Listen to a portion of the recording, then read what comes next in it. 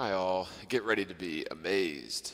Believe it or not, we've got another basic observation that crushes the globe Earth model and proves beyond the shadow of a doubt that astronomers not only have their craniums lodged into their rectums, but further shows that throughout history, astronomers and physicists have been so deeply asleep at the wheel, I'm starting to wonder whether they should be allowed to handle dangerous objects like shoelaces or ink pens. We're all very familiar with the so-called midnight sun in the Arctic. Now, I should point out that this basic observation disproves the spinning globe Earth with or without the midnight sun in the Antarctic. In other words, even if the footage from the midnight sun... Okay, I'm going to spare you the verbose garbage leading up to his argument.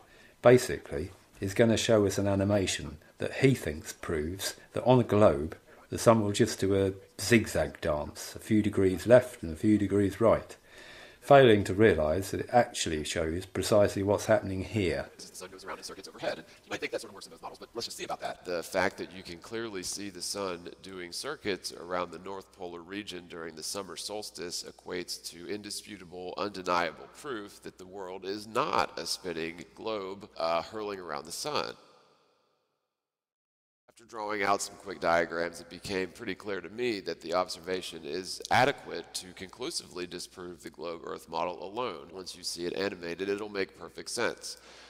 Okay, so in this first view, we're looking from the top down at the world. So we're looking up, standing above the North Pole, looking down on the spinning Earth. The axis Okay, get on with it. I'll mention quickly is that in reality the world would be at sort of an angle to the sun, but the principle still stands since we allegedly get 3 days without the sun setting whatsoever from the observer within the Arctic Circle. So we can safely assume that the alleged angle of the axis is going to cause the horizon to obscure the sun at any point. In other words, it's adequate to draw this out without this supposed angle of the axis. That's the very same principle would indeed apply. Also, since the sun is so very far away, the difference in distance between, say, high noon and midnight isn't all that much in the grand scheme of things. We're talking about a sun that's over 90 million miles away. So if you take a moment to consider yourself as standing in the Arctic Circle during the solstice and spinning around the spherical Earth, which doesn't actually exist in reality, but if you were to lock your time-lapse camera onto the sun, there's absolutely no reason for you to have a 360-degree swivel on that camera. In reality, if we actually... All right, I think we get the picture. Being 93 million miles away, for all intents and purposes, Morgile. the sun would be practically I think you better turn the reverb up a in the bit. globe model. So I can still tell you're talking bollocks. For the next 6 hours, and so all in all,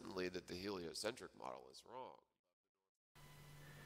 Anyone who can produce an animation like this and fail to notice that the horizon is continuously traversing the observer's line of sight in a constant 360-degree turn has proved beyond the shadow of doubt that he has his cranium firmly lodged up his rectum, and I rather doubt should be trusted with dangerous things like shoelaces, ink pens and animation software.